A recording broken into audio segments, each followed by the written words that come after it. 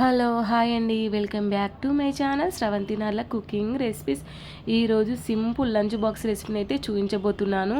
Healthy and tasty quick recipe. Morning ఏ హడావిడి లేకుండా సింపుల్గా పిల్లల లంచ్ బాక్స్కి అయితే ప్రిపేర్ చేసేయచ్చు. చాలామంది పిల్లలు క్యారెట్ని అయితే అస్సలు ఇష్టపడరు కదా, వాళ్ళ కోసమే ఈ రైస్ అండి.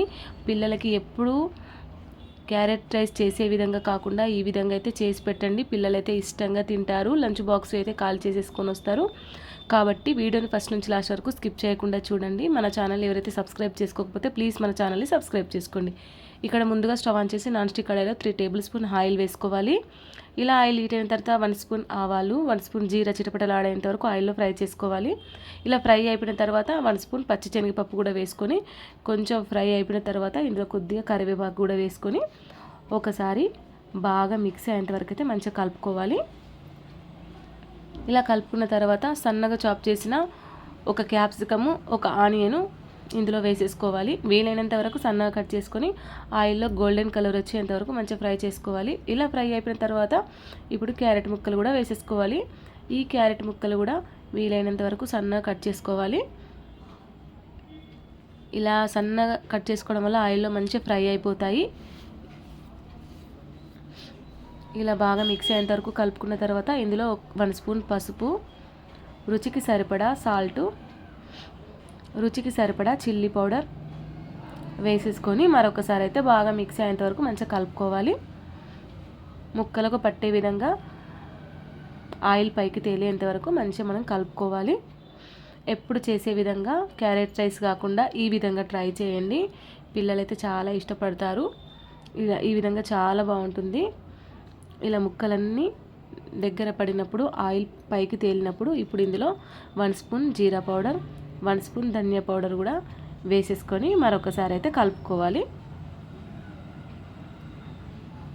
ఈ మసాలా అంతా ఆ ముక్కలకు పట్టే విధంగా మంచిగా మనం కలుపుకోవాలి.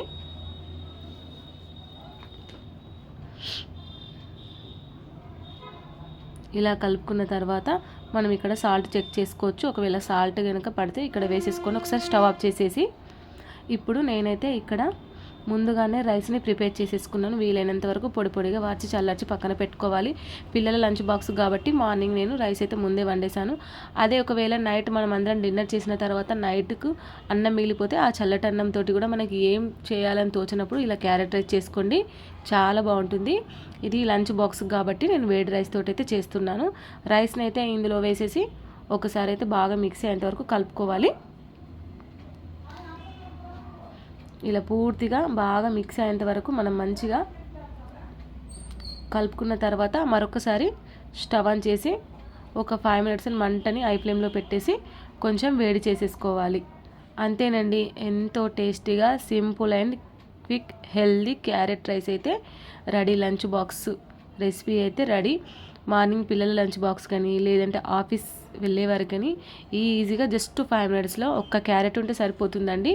ఎంతో టేస్టీగా క్యారెట్ రైస్ అయితే రెడీ. మీరు కూడా తప్పకుండా ట్రై చేయండి, మీ పిల్లలకు చేసి పెట్టండి. ఈ వీడియో కనుక నచ్చినట్టయితే లైక్ చేయండి, మీ ఫ్రెండ్స్కి రిలేటివ్కి షేర్ చేయండి. మీరు ఈ క్యారెట్ రైస్ని చేసిన తర్వాత మీకు ఏ విధంగా వచ్చిందో ఏమనిపించిందో నాకు మంచి ఫీడ్బ్యాక్ని అయితే ఇవ్వండి. ఎవరైతే మన ఛానల్ని సబ్స్క్రైబ్ చేసుకోకపోతే ప్లీజ్ మన ఛానల్ని సబ్స్క్రైబ్ చేసుకోండి. మీరు అలా సబ్స్క్రైబ్ చేసుకోవడం వల్ల నా నోటిఫికేషన్స్ అన్నీ మీకైతే వస్తాయి. ఈ వీడియోకి ఒక్క లైక్ ఇవ్వడం వల్ల మన ఛానల్ అనేది ముందుకు వెళ్తుంది. Bye bye.